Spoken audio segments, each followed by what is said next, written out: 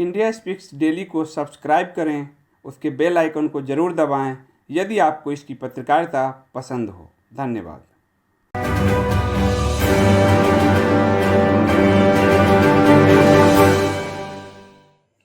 India has finally chosen to opt out of the RCEP. It's official. India has opted out of the RCEP, that is Regional Comprehensive Economic Partnership, a proposed free trade agreement envisaged between 10 ASEAN countries as well as 6 additional Asia-Pacific countries, including India and China.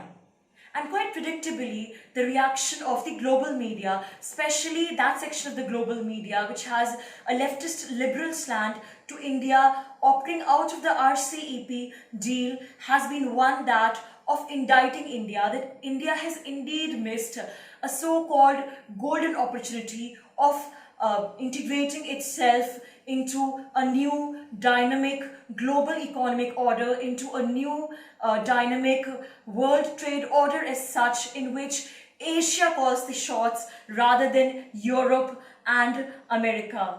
However, we all know that this so-called global new trade order, as envisaged by the proposed RCEP agreement, has China calling the shots. It was China which had first conceptualized the RCEP agreement, and the whole agreement is hugely tilted in favor of China.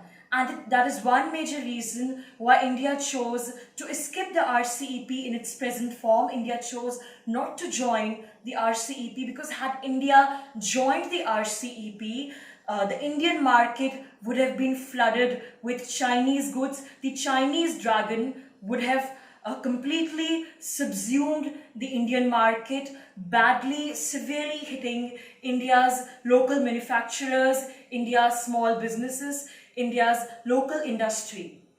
As we all know, India already stands a huge trade deficit with China. In fact, out of India's total trade deficit of $105 billion with all the RCEP countries combined, $53 billion trade deficit, India stands with China alone. Moreover, more than 80% of India's trade deficit on goods and services comes from these RCEP countries. So you can see there's a very valid reason for India not choosing to sign the RCEP, as India has been consistently trying to persuade China to sort of narrow this trade deficit and give India a chance to export its pharmaceuticals and agricultural products, to create a space for India's pharmaceuticals and agricultural products in the Chinese market. India has been consistently trying to drive across its point to China,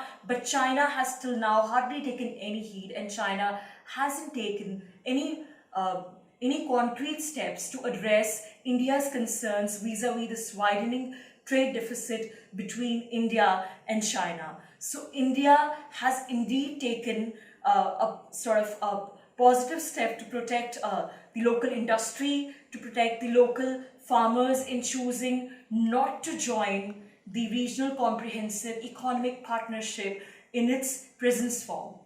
And one of the criticisms labelled at the Narendra Modi-led BJP government by the leftist liberal media especially is that the government often sells the interests of the country's farmers and the small industries, the small traders.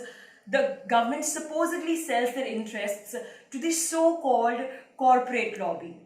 But in this case, when the government has taken a bold and courageous step at the cost of sabotaging its global image as an open economy, at the cost of people levelling charges against India, that India is receding into protectionism, the same mainstream left liberal media, a large section of this media doesn't have a word of praise to say for this rather courageous decision that the government has taken, the Indian government, the BJP government at the centre has taken to protect the interests of the farmers and the small traders and businesses.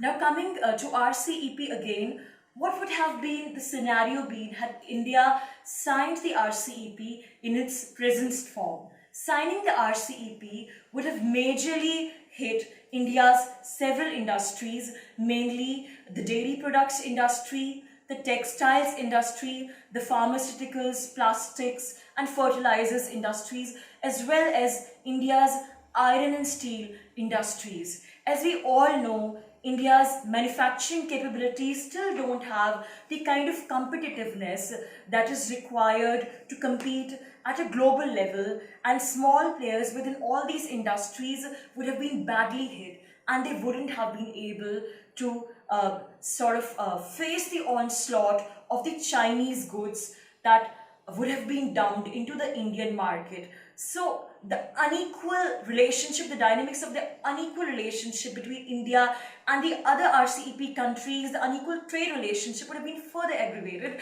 as let's not forget that all these countries were looking forward to the trade deal with India. All these countries have been looking forward to India joining the RCEP agreement, as they primarily look India as a large consumer base, as a large consumer market where they can fulfill their business interests and they can finally sell their goods into this consumer market and fulfill their interests. So skipping the RCEP offers a huge opportunity for India for reassessment to undertake bold and structural economic reforms internally.